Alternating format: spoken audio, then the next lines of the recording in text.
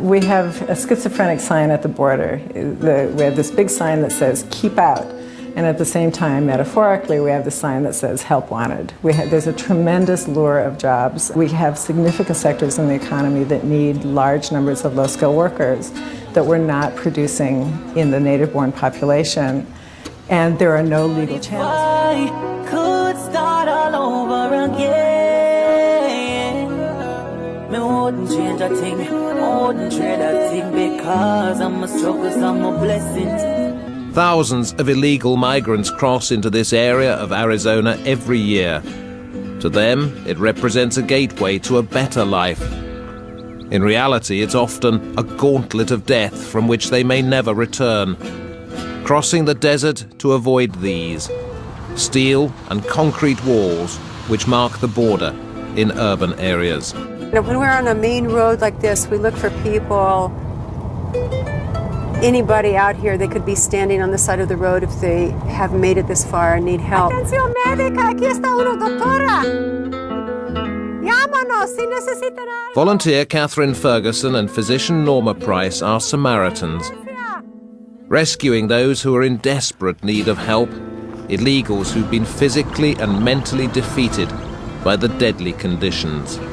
People walk not only in trails, but they walk in circles because they're lost. So you could have a child walking out here, you could have a man, a grandmother, or you could have a group of people, and all I'm doing is looking for anything that looks like a human being. But Catherine and Norma aren't the only ones on the lookout. Two groups, both 10 plus. 10 plus, two groups, 10 plus. The United States government has as many Border Patrol and Border Patrol backup as there are stars in the sky. All right, so talk to us about the impact of these 4 border reopenings tomorrow.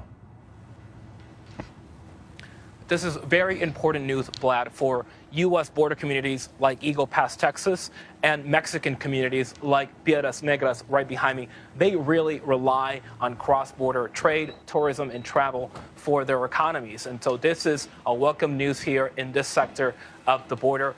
Customs and Border Protection had partially suspended processing at 4 ports of entry across the entire border to reroute agents to process migrants here on the field when there was that sharp increase in crossings. But U.S. officials, Vlad, told us that they do not need to suspend processing at these legal ports because the Mexican government has stepped up enforcement in the interior of Mexico, deporting migrants to southern Mexico near the Guatemala-Mexico border, and also deporting some migrants back to Venezuela. U.S. officials say that those efforts have helped to decongest the U.S. border and that they do not need to suspend legal travel anymore.